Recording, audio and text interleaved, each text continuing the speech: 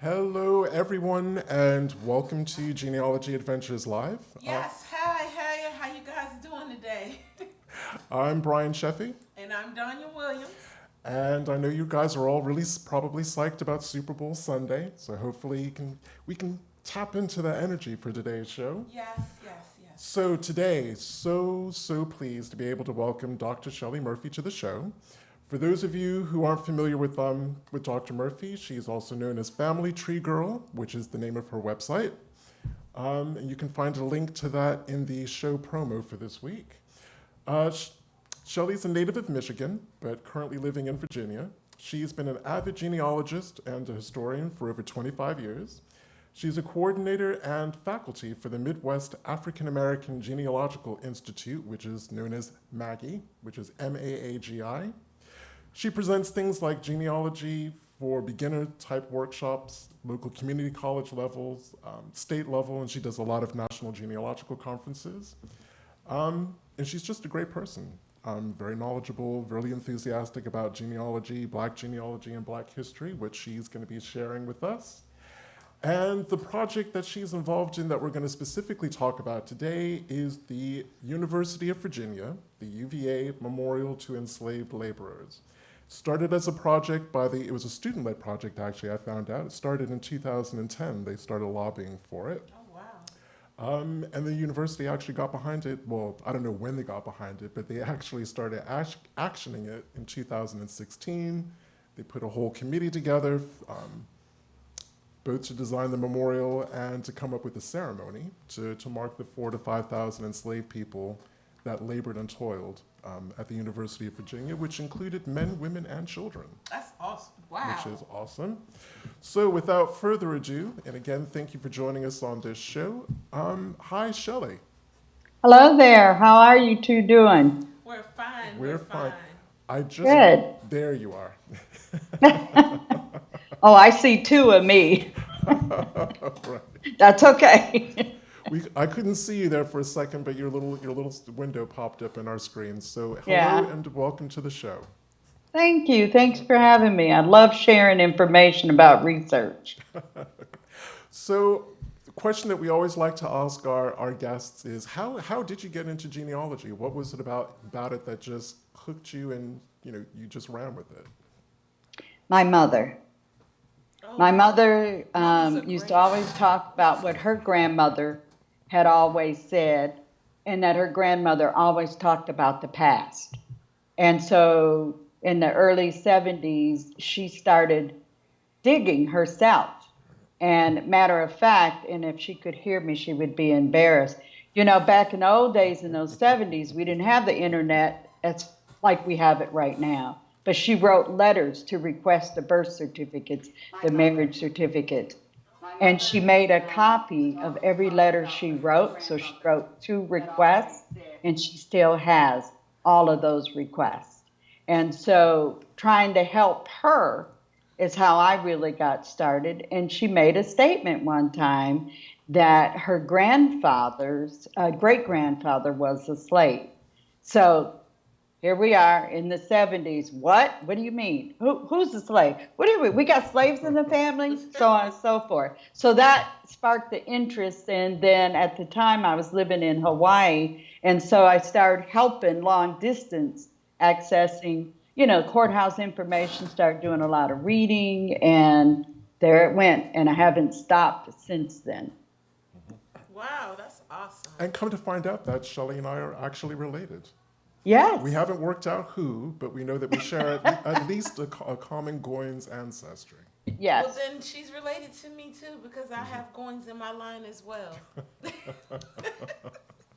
I don't know who it is. Well, look, we can take them goings right to 1619. So y'all strap in and hold on that chair I because we've already know. gotten there, So we'll connect those nines. Don't worry. We'll Yes. collect all the lines there. But I tell you, Goins is one of those crazy kind of black ancestral lines that just connects so many people, and so few of us actually know how we connect. We just know that we share Goins. Right.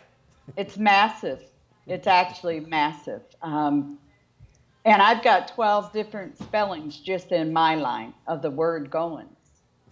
So it's Yeah, been I've seen interesting. GOYNES, GOINS, GOINES.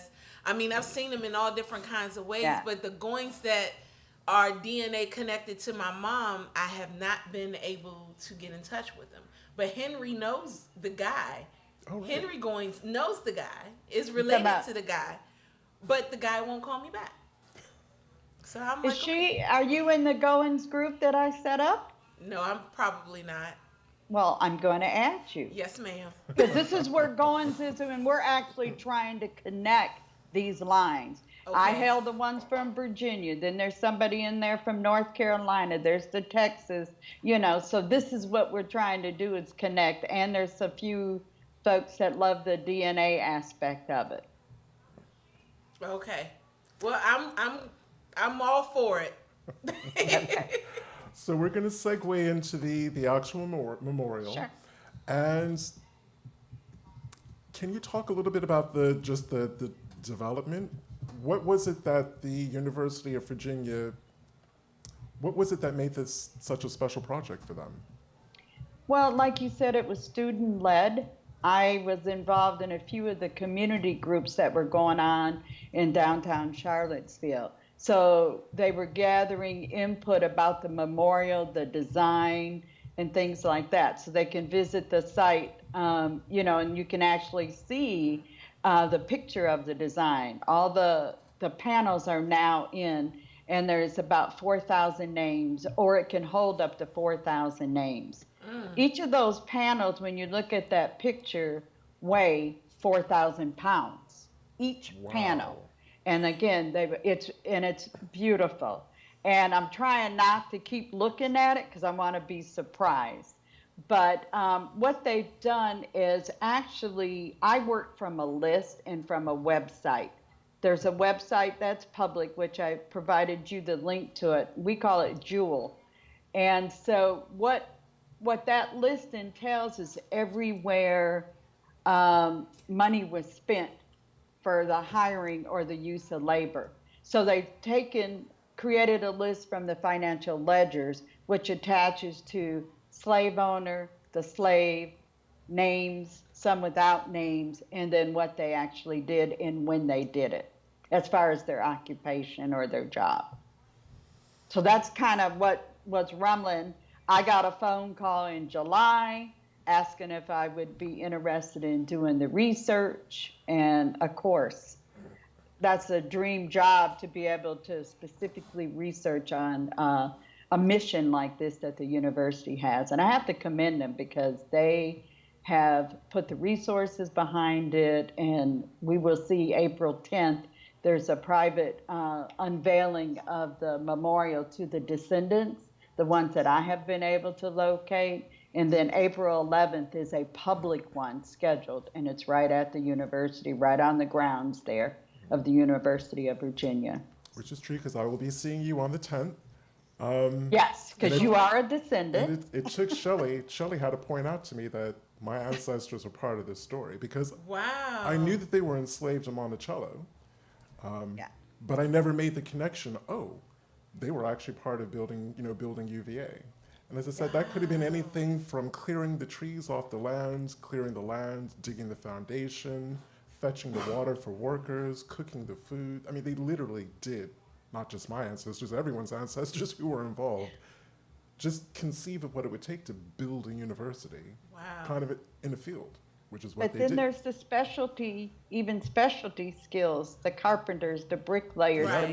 masons, and all of those. So it was just an array. It's very powerful to be able to go through the list and try to find these names, find descendants. So I kind of flip back and forth on how I do this research because it's not always the typical way we do it. You know what I mean? Um, it's just back and forth. I don't know how else to call it. So if I'm hopping from 1870 to 1940, then 1880, and then go back, trying to track, because I'm trying to come forward, not go back as much.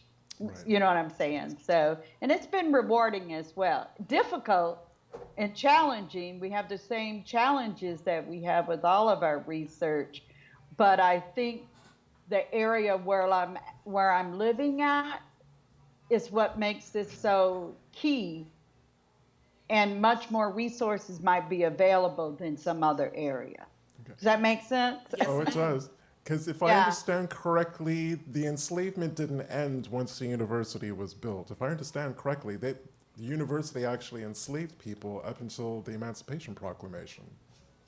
I probably think that's correct. Now, from what I understand, the University of Virginia, what I've been told, I'll say it that way, has only purchased one individual and only owned one slave.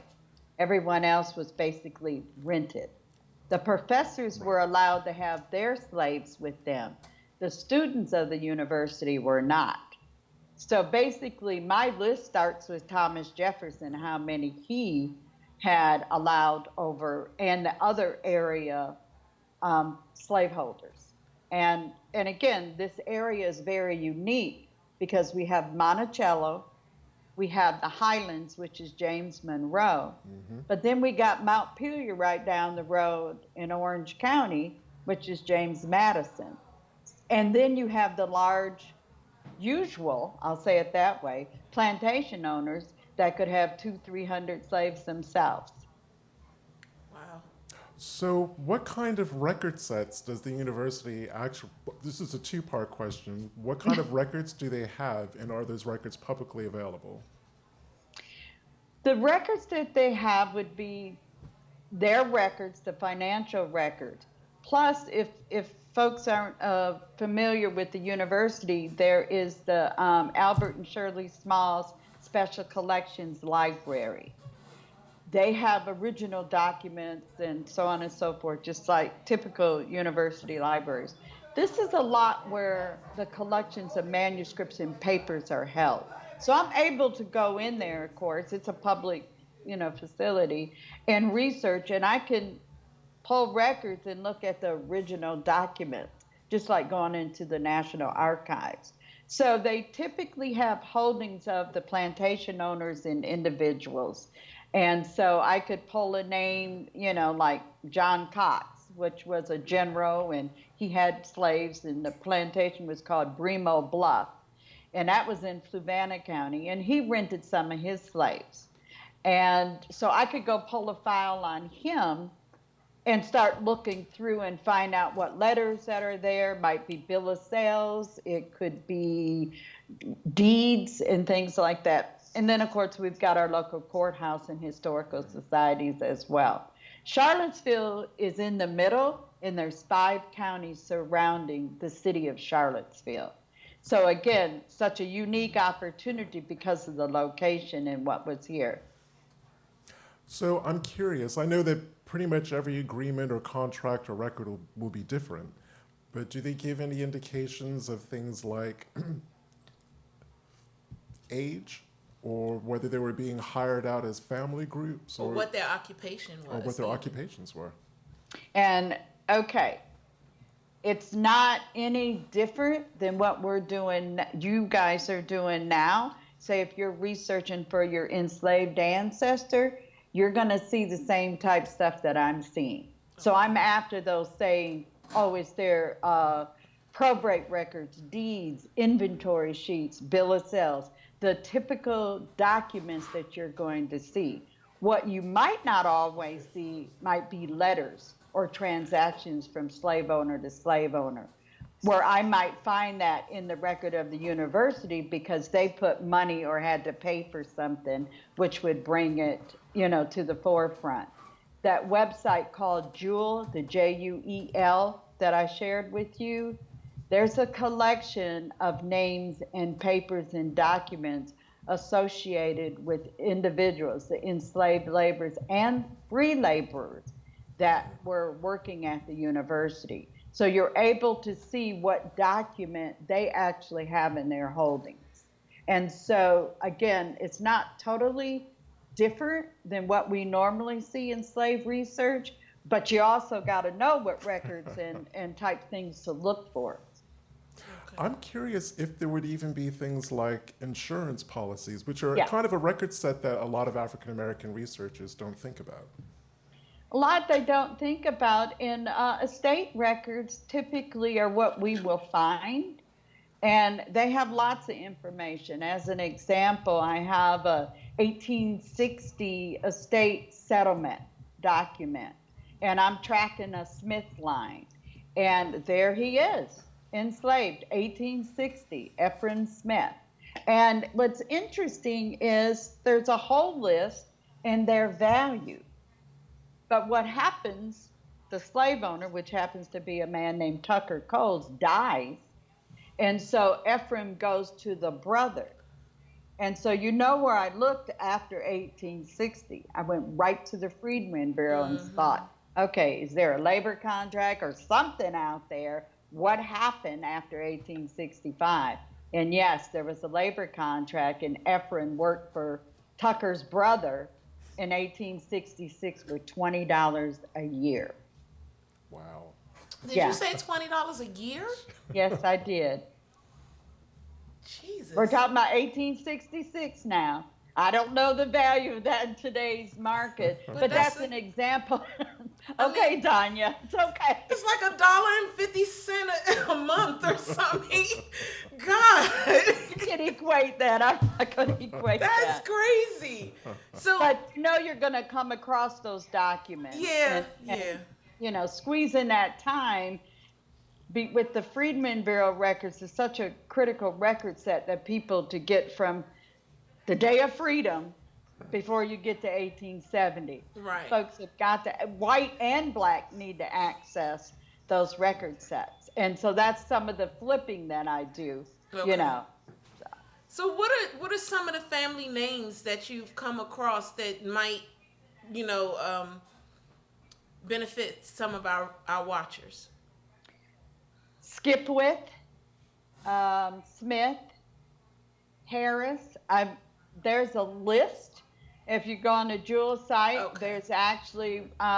I walk around with my laptop in an Excel spreadsheet with those names on them.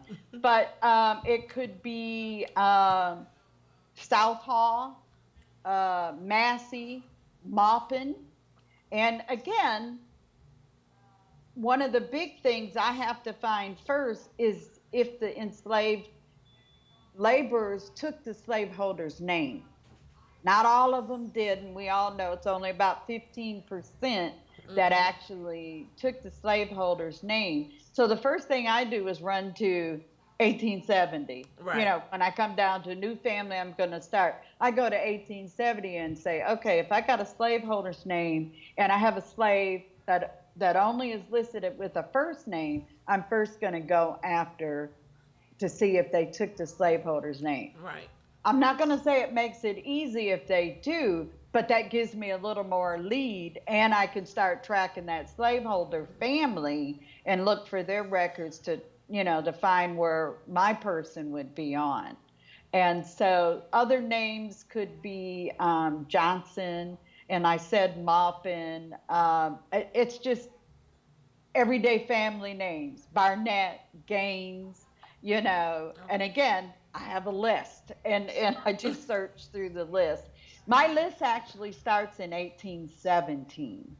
Wow. And it goes up to 1865. So the list I'm dealing with all these names are about, it's like 2,300. Some have surnames. So again, what does that mean? That Ephraim Smith, he was owned by the Coles. So he didn't have the Coles last name, which now triggers off a whole nother set of questions and things I have to look for. Because if they don't have the slaveholder's name, where did he get that name from? Well, It didn't come from Africa. This is the Right. curious So bit. I got to figure that out. It's funny you should mention the Cole family because I'm literally researching them right now. The Cole family who were in Fluvanna, Goochland, and in and around Charlotte. By the way, Charlotte or Charlottesville? Charlottesville. The Coles married a lot of Diggs, but they also married a lot of Smiths. And those Smiths go all the way back to like the really, really early days of colonial Virginia. But those three families married each other over and over and over again. Well, we're looking at a set of population, limited, within, like I said, not just really central Virginia, because some slaves were rented from other counties further away. But I concentrated because of the time frame and this designated opening and unveiling of the memorial that I would start local. And so if you ever follow me on Facebook, you'll see that go local stuff all the time, or even coming to Maggie. I push that go local. If you're going to do any research on African Americans, well, I'd say Europeans too, you have to hit local and get offline because not everything is online. But the Coles family, just about in my research, is connecting pretty much to all the names that I know. There's a whole population of free folks, and the Coles are even interacting with the free folks. Battles, let's see, the Battles, you got the Bowles, and those are names. The Coles are right in there. There's a massive family tree on Ancestry by a Coles. They have never responded over the last probably 5 years to me or anybody I know of, but there is a massive tree with a lot of documents on it, and a good place. But remember, I'm working in Albemarle, Charlottesville, I live in Fluvanna, by the way. I didn't know if you knew that, Brian, but I live in Fluvanna. And so I'm in that central area where all of these families, the connection is probably the biggest surprise that I have found, is how all these families connect, just like you said. That is, if I come into the Sheffy, I'll find 3 or 4 different lines. And it was like I sit back and I said, wow, do these folks know they're related? Because some of the people that I'm working with did not know they were related, that there's a common ancestor back there. That's a thrill for me as a researcher to say, hey, you two are sitting there, and I say, did you know? And they're looking at me like, no, I kind of didn't know. So walking them back through their tree. And, it's an enjoyment to work with people that have that same vision and want to learn about their ancestors and then to find a connection. I have 2 friends that have been friends for years, didn't know they were related, had no idea. So the people that you're working with, they are connected to those that were enslaved that built. Yes. Okay. Yes. So what I do, I put up a Facebook page, and I know Brian's on there. And just like I reached out to Brian because I have, followed him, so I saw names and I saw common names. And then he came to the Library of Virginia and did a presentation. And I thought, uh-oh, I got to connect here because I heard common names in the presentation. Okay, go to my list, type thing, and look that up. And then, I had to reach out to him. So I find people, social media has been a blessing, and like talks like this. So I put out, I'm going to say, flyers or information asking for people, because all roads are going to lead to Virginia. If you're African American, you can claim Louisiana, you can claim anywhere in the South. You get back far enough, you're coming to Virginia in your research. And people should always check Virginia, because these surnames are not, again, coming from Africa. They're coming from where those folks came in. The English folks or the Spanish or whoever it is your surname comes from.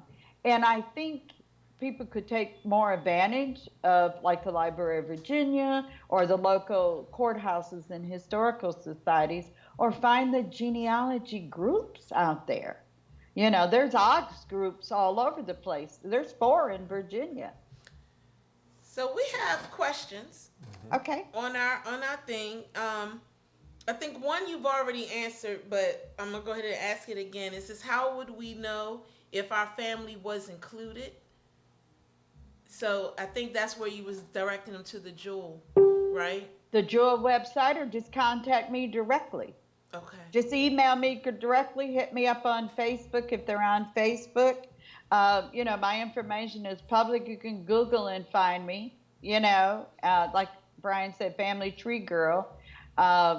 I'm with the OGS chapter in Richmond and the one in Charlottesville. Okay.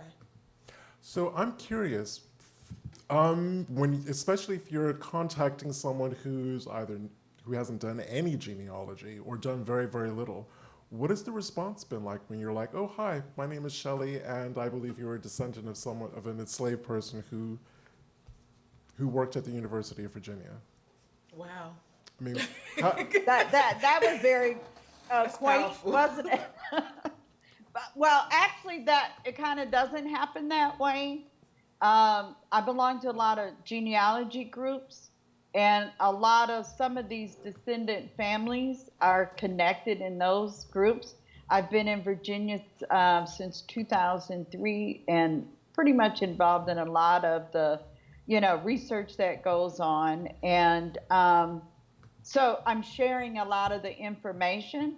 So I get tips from other researchers. People will contact me individually, or if someone says, "Hey, I'm a Bates or I'm a Holland or a Howard or whatever, but look, check with my cousin also." I just worked on the Harris family tree the other day and found four other lines. Raglan is another popular oh name.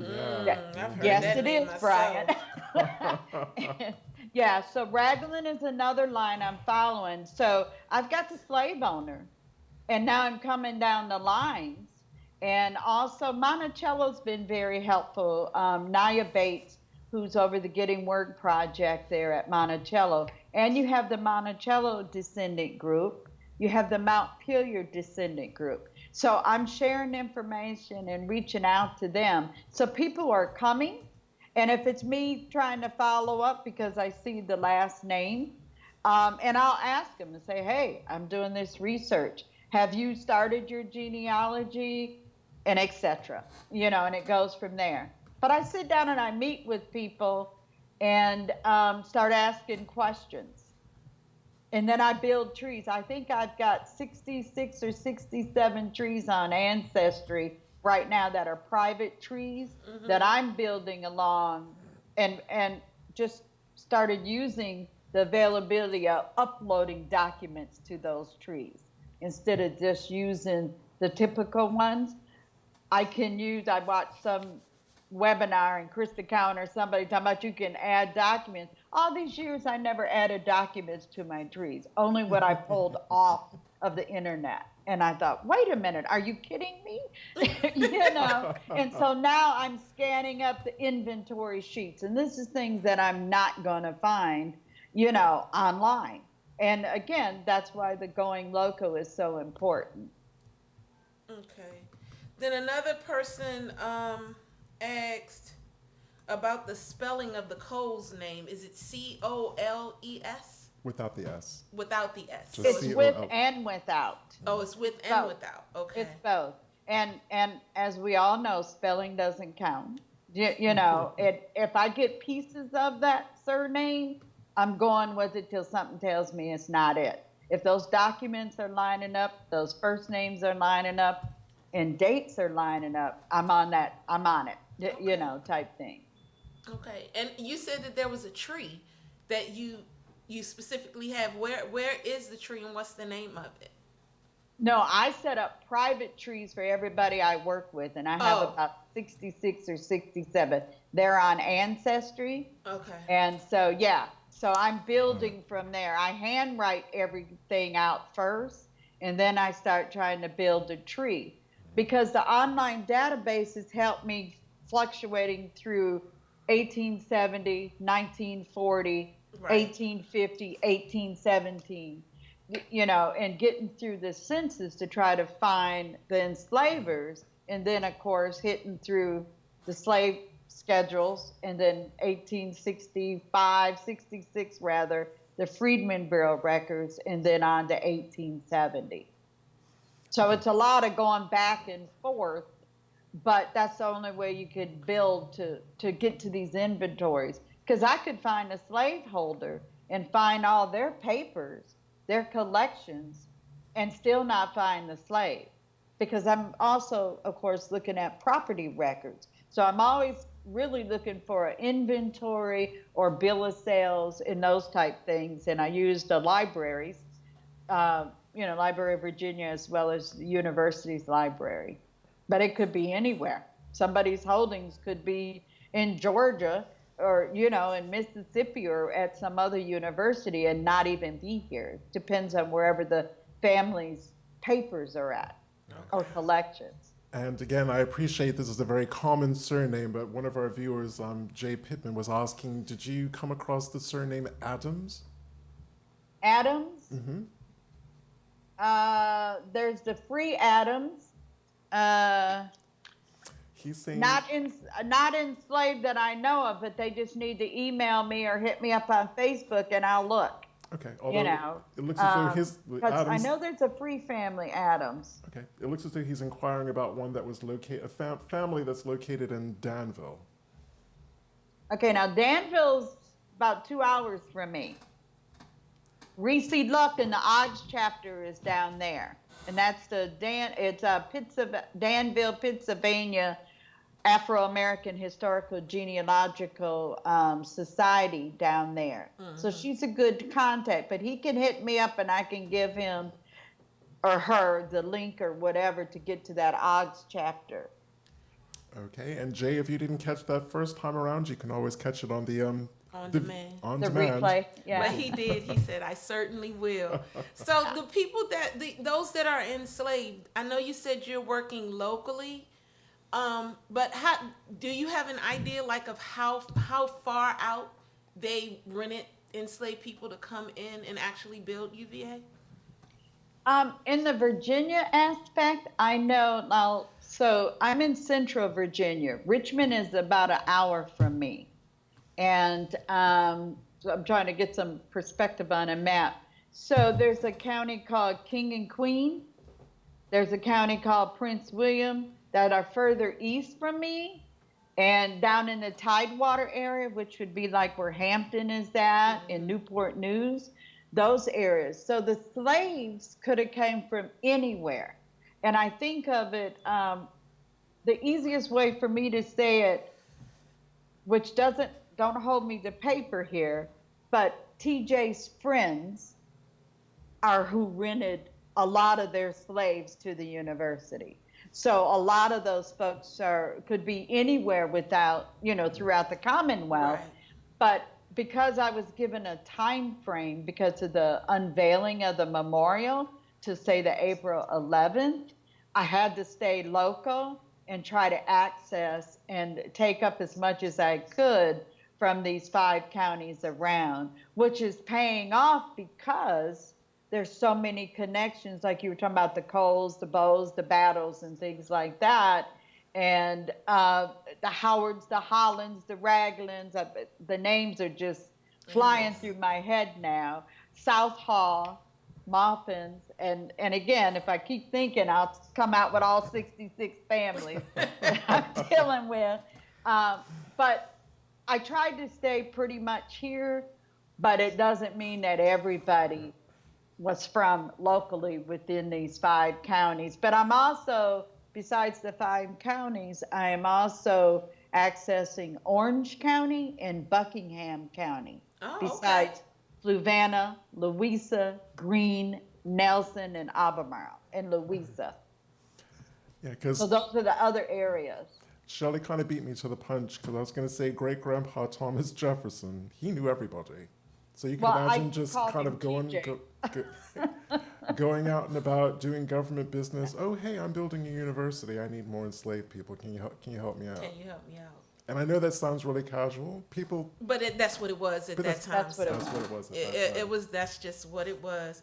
It's so amazing how we have these types of forums, and when we do this, people find out that they may be connected to each other. As you're talking, Shelley, we have 2 people on here who are connecting, talking about, I have so many this Adams at this spot, and he was like, okay, I'm gonna look into that. So it's just like it's really wonderful how we're able to to give this type of forum for them to learn more names, find more possible connections, and learn more information about whatever it is we're talking about at the time. Whereas it's with you and the University of Virginia. So Bullock is another name. Who? Bullock. That's another name. Bullock. Bullock. Oh, That's okay. Because I thought Got she it. said Blaylock for a second no, not Blaylock. Well, I don't know. I'll have to check that there. list. So I'm trying to think of the most succinct way to ask this question. It's about Okay. basically how long the enslaved people were hired out for. But if I'm trying to research if any of my ancestors or family might be part of this story, am I right in thinking that people would be more inclined to hire their enslaved people when the agricultural season was kind of fallow? So you can imagine peak tobacco and cotton and all the rest of it in the farming period. You'd want as many of your enslaved people to do the work as possible. So is it more likely that the enslaved people were hired out when they weren't being active back home? I don't know if I would say that. I think because these slaveholders didn't have your average, say, 5 or 6 or even 10 slaves, we're dealing with slave owners that had 50, 100 or more, 20, 30. So they were a plus this is income. That's what it's about. It's Yeah. income. And so regardless of the timing, I think the construction, how that was being done is what dictated as how they were getting the slaves.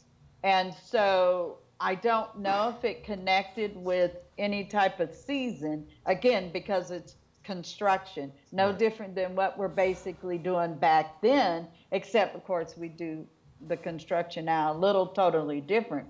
Because, those buildings that were built are still there. Mm-hmm. Mm. Think about that.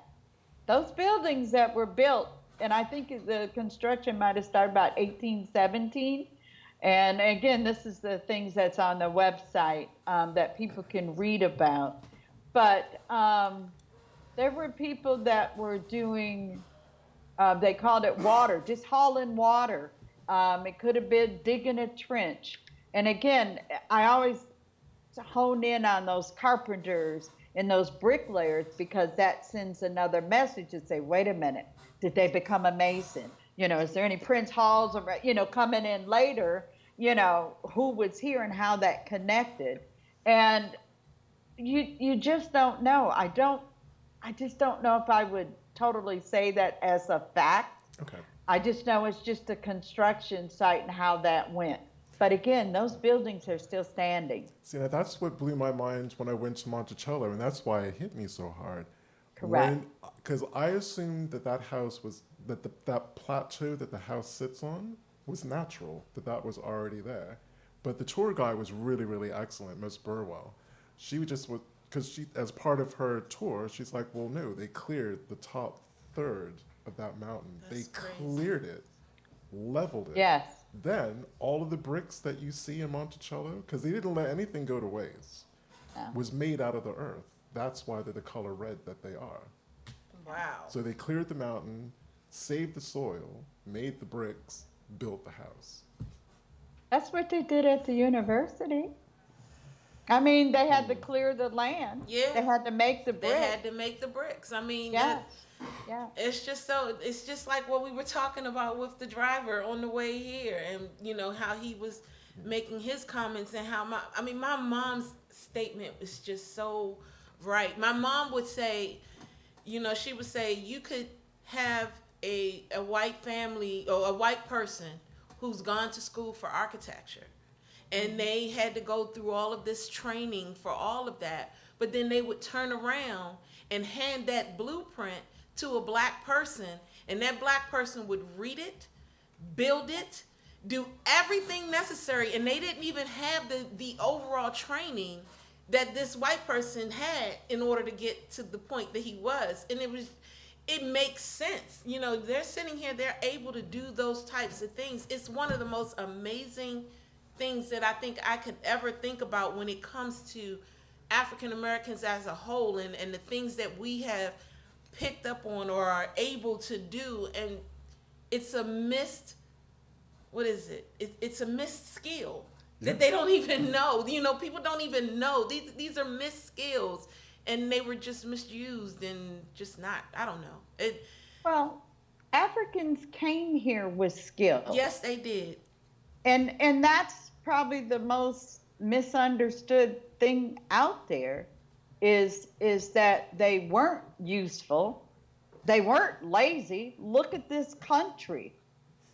It Hmm. was everybody was busy that, the enslaved laborers were busy. They built this country. There's probably not buildings in any state that were not built by enslaved laborers.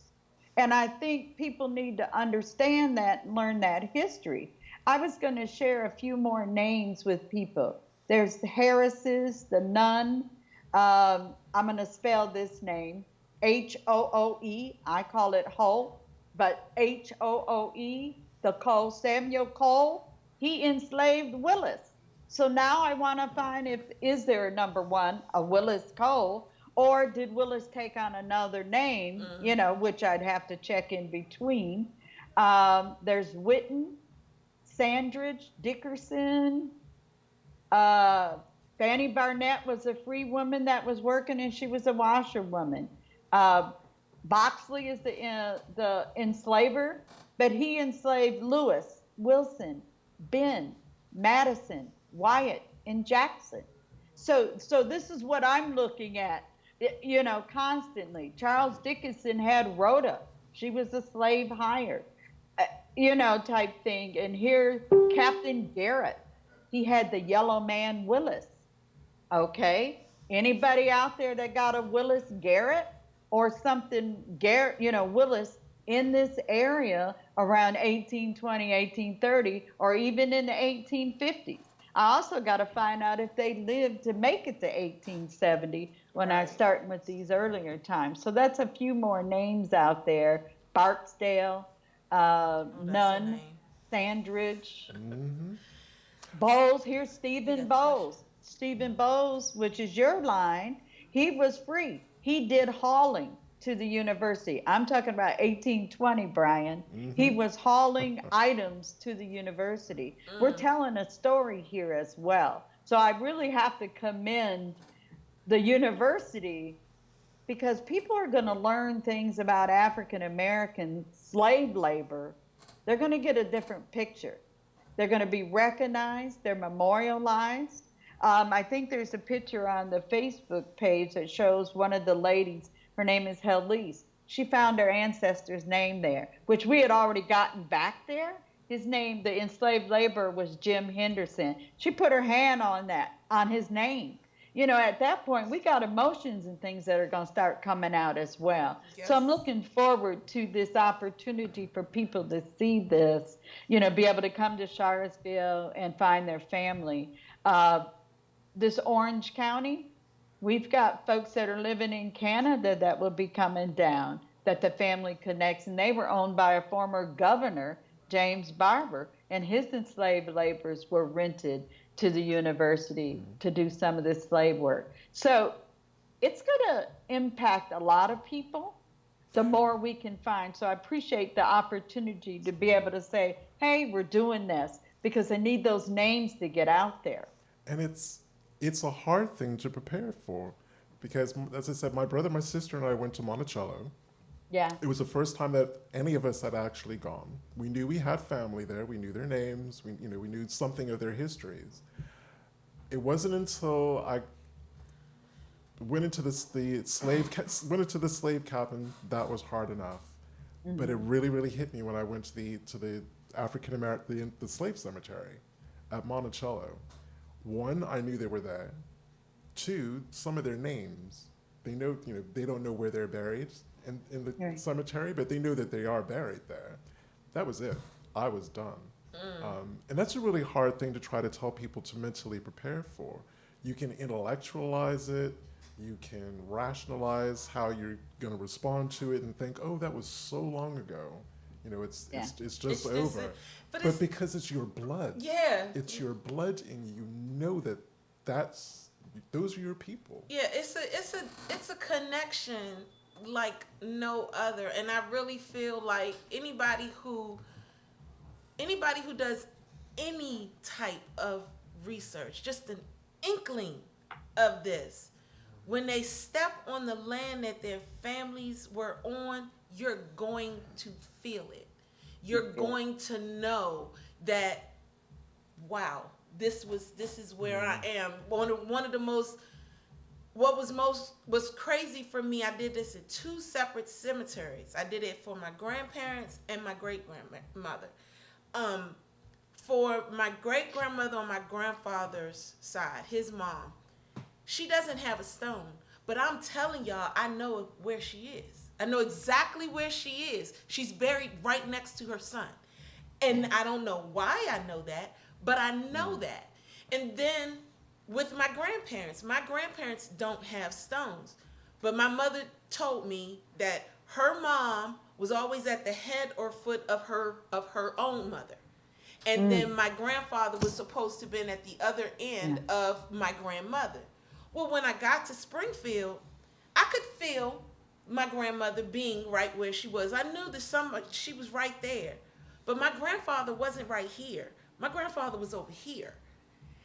And what made things so what made it crazy for me was when my daughter went and she did the same exact thing. She was like, Granddaddy's not right there, he's right here. She knew it. She felt it. So and she's not a researcher. So if you do an inkling of research, they're going to hit you. And they're going to say, hey, I'm right here. This is who I am. So I think that what you're doing is just, I don't know how I would be, I don't think I would be able to do it. Like, I don't like stepping in cemeteries nowadays. Oh, you should be able to step in cemeteries. I mean, let me tell you what, these are all my people now, and that what you just described, I mean, they're coming at me crazy. Yes. They're coming at me, they are calling on me, they are making me connect with people that I probably would have never met. Yes. And the thing of it is, now every time I'm talking to somebody, and I hear their last name, it's processing in my head. It's processing. Or when I engage with someone, especially other researchers, and we start talking. But during the week, there's times that I have to close that book, or put that laptop down, because the emotions start running, because this is not easy research. You know, people, you get the glamour of Ancestry.com or Family. No, this is not glamorous at all. Not at all. I'm talking about people's mama, daddy, grandmamas, or the babies. Oh my God, the babies. You know what I'm saying? Or when I'm going in and doing the tree, just like finding my own tree. I have conversations. I know this is going to sound really crazy, and I'm putting this out here. I have conversations with this laptop, talking to these documents all the time, and talking to these ancestors, and telling, okay, where are you at? You know, whole conversations of talking about them, and oh, look, this is what you were doing. Well, wait a minute, you know, help me find you. And stuff. We do the same. Out. I know it sounds crazy, but they are reaching out, and I just figured they're all mine now. They're all my relatives. Even though I got Virginia deep roots, they're all mine now, because I don't think they're ever going to back off. Yeah. You know, because I'm digging for them, you know, I'm looking. Yeah. And that's why I feel like I have to be careful, because I don't want to dig for everybody. And so when there was a moment when I was living by a cemetery, I hated it. Yeah. Because I did not want these people to be knocking on that spiritual door, trying to knock it down. And I started feeling like that's something that would happen. So I had to learn how to close it. You know. How'd you do that? Because I'm telling you, Shelly, I used to be afraid of these types of things. Yeah. So it's already a big deal for me to accept my own family. Yeah. But as you know, I don't sleep that much. Yeah. And, neither do I. Which is a problem health-wise and everything. Yeah. I don't get a lot of sleep, but then if I go to sleep, sometimes I'm woken up and I got to open up that laptop or go grab something off that bookshelf and start digging in. Right now, I'm clocking the free people out of a book, Freedom Has a Face, that were all the free people pretty much in one county, Albemarle County. My people, I have connections to there. But what inspired me start copying down every one of these surnames is because they're connecting to these enslaved laborers. Right. And then I meet my own family in this book that's connected to my family. And it Right. was like, wait a minute, I moved here only because of the location being centrally located. For me to go, I can go within 5, 6 hours of everywhere from Charlottesville and hit my family. Wow. For research, it's something that I could drive. And that's why I moved here, and I like college town areas and stuff. But I am clocking down in a spreadsheet all the free people of color in Albemarle County that I know that comes out of this book because it's also telling me the connection. So that's another resource. Find out if somebody wrote about these families or hit up the local historical societies. What did they have in there? And this is where I'm learning even more families, but it's the connections. They're knocking at the door. Like I said, they're waking you up too. Yes, they Waking are. you up in the night. Yep. Oh no, well they hit me in my sleep. We have They hit me. questions. So I've got a Okay. question. Very good question about inventories. So as most of us know, enslavers had inventories as part of their probate, especially whether they died intestate or not, they had an inventory. Um, Before I ask you what other kind of what other where inventories might also pop up, to get people to remember, well, you would need an accounting of enslaved people for tax purposes because slaves were property and you had to pay tax on your property. But there are also things called farm books. I found out so much about Thomas Jefferson's enslaved people in Yeah. my family through his farm book. A lot of enslavers might have journals. Again, you're talking about property, especially property that's procreating. You're keeping track of that. So I'm finding that a lot of those kind of journals and farm books might be held at a university repository, state level library. Your local historical society or genealogical society might also have those kind of papers. It takes a little work to kind of track down where they are. But if you Google a phrase, I mean that's how I found the Thomas Jefferson Farm Book. I just typed in Thomas Jefferson Farm Book, Monticello, boom, there it was. It's actually on the Monticello website. Some of our enslavers in Edgefield, Calhoun, had a farm book. I know. That's at the South Carolina Then there's that Museum. Brooks book that, his journals. Mm. He has a whole bunch of journals where yeah. But Shelley, can you think of any other way that where a slave inventory might be listed or might have been used other than tax and death? I always say follow the money, follow the land, follow the water, follow the community. So knowing what records are in the community, Yeah. because a lot of people claim about the burned courthouse and all of that. Let me tell you what, people were still being born, dying, and getting married and paying taxes. Just because you said it's a burned county, don't mean that the records that could have been there might have had to be sent to somewhere else. So that's another thing I would check. Find out, even if it was around 1890 census, you can rebuild your community by finding birth, deaths, and things like that, which might have had to go to the state level. So find out when your state required certain records that they needed to collect and what records were locally collected. Because a lot of times copies had to be sent Yes. to the state or to another office that wouldn't have been burned. Only the courthouse burned. Now, there are a couple counties I know of in Virginia that did not burn. Loudoun County is one of them. They've Really? got their records. I went up there and got Luke Goins and looked at his certificate of freedom for 1795 with his mark on it. Grinned like a Cheshire cat, but I also cried after seeing it, talking about that emotion. Just the fact that he had to have a paper to say he was free. But then I picked it apart to find all the clues.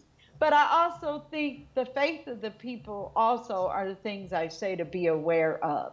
They had to pay money. Like you said, the universities, there could be theses out there, dissertations out there, or somebody wrote a book and it's in the local library. And that's a person to tap in as your local librarian to find out, hey, were there any family histories wrote around here? You're going to find a lot of white family histories, but you might be surprised that they will talk about if they were slaveholders could also be in that book, or who was next door or in the neighborhood.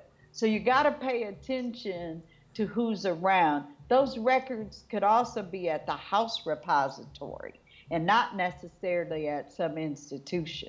So you also got to know your family and the older folks in the family. Every one of us could sit here and remember being told, don't mess with that. Don't get in this box. Or Aunt so and so had the record. She got the album, she got this, she got that, but you weren't allowed to get them. You got to hit those house repositories, and then also connect with those slaveholders. We got to stop not being mad. Just get in there. You want to know about your family? That also might be their family. They might not claim it now, but they might know about slavery. They might not know about slavery. But there needs to be conversation, because you know what? You cannot do African American research in this country without hitting into the white families. Say that one more time for the people in the back, because you got a lot of people that just don't realize.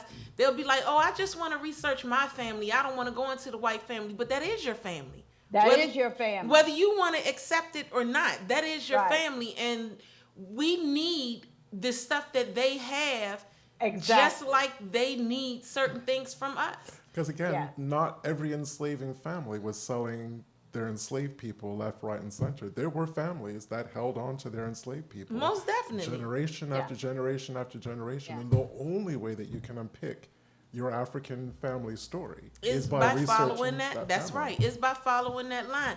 Not to mention the fact sometimes they're holding on to their family. Yeah. It's not, because that's what we found that several times for Right. Moses. And there was one where one lady, she had a right to choose who she wanted to be with. Yep. She had a right. And that was that. They were like, she could choose whoever she wants. It was written in their will. She can live Yeah. with whomever she wants to live with. So that's my Roper family up in Charlestown, West Virginia, Jefferson County. One year, several years ago, I got 2 family reunion invites. And I thought, wait a minute, don't they realize they're all from the same person? No, And they it was don't. one mulatto child, which was the baby, the only child of the slaveholder. And then you got a few of the kids from the mulatto child that passed for white, and the other ones stayed black. And so you got the white Ropers up there, and I know they're probably listening, and you got the black Ropers, but they all got the same DNA. Because that child, everybody came from that one child that came from Nicholas Roper, that came over from Suffolk, England. And they can dress it up and do it all they want. They all related. And that one child, his owner, father, freed him at age 11 and gave him a 99-year lease. Because remember, slaves can't own anything of all of his holdings. And he was the largest landowner in Jefferson County. And to this day, the Ropers still are. But those are all related. They have to come together at some point. You got the same DNA. It's flowing. It's like the Kumbo, Kumbi, however Exactly. they have concocted the most elaborate. I mean, he was Angolan. He is a documented Angolan. He's one of the first Africans of Virginia. Someone decided, oh no, we're going to say he's Scottish. They just created this whole fictitious. Well, that's the Scottish. Talberts and the Toberts. Yeah. The only difference in their name is an A and an O, but it's the same family. But you let them tell it, no, that's not my family. I've literally spoken with a woman who married into my family, and she actually said, I said, so you're related to the Toberts? She says, no, I'm a Talbert. I'm like, okay, and just left it alone. And don't leave out Talaferro, because that's going to run right with those Talberts and Tolberts also. Are you serious? Yes, ma'am. Mm-hmm. I didn't know that. I didn't want to share that with you, but yeah, we'll talk about that on the. I have a girlfriend that I went to college with who's a Talaferro. Mm-hmm. And they're white and black, You got that. They're all stemming. Yeah. So Let me say, we are more connected in this country than we are not connected. That's And there's America. no reason that we have these barriers in front of us when those bloodlines. And I'm not saying every slave owner had babies with their enslaved individuals, but probably a good percentage of them did. Did. And that's why we're all related. So we're getting the wrap-up sign. Okay. Thank you so much for joining us today. Thank you at home for spending your Sunday with us. And I'm going to do something unusual before Donia does her sign off. A lot of you have been leaving us amazing reviews on our Facebook page. Thank you. Actual Yes. reviews. Thank you so much for doing that. Yes. We really do appreciate your feedback. We take it all on board. Also on our YouTube videos, which have gone mental over the last couple of weeks. Again, amazing comments. Thank you for engaging. If you find any of what we're doing really useful, or you think someone else can benefit from us, share our videos, kind of talk about them. Yes. But thank you so much for all the love and support. yes, and next week we're gonna have a really great show. Next week's show we will have an actual railroad worker. His name is Morris Mack, and he worked for the Amtrak here well, actually it was in Norfolk, Virginia, and his story is very compelling. So we're getting a story next week, you guys. It's a very compelling story. So thank you again for everything that you guys do, for following us, for looking through, and just being supportive. I'm so appreciative. I love you guys. You just don't know. So Until next week, thank you for joining us, and have an awesome Sunday. And I hope whatever team you're supporting today, I hope your team wins. yes. Bye, Shelly. It was great talking. Bye. Bye, Thank Shelley. you. And I'm not watching Super Bowl today. I'm going to do some research. All right. Enjoy your Sunday. All right. Thank you. Bye. Bye-bye.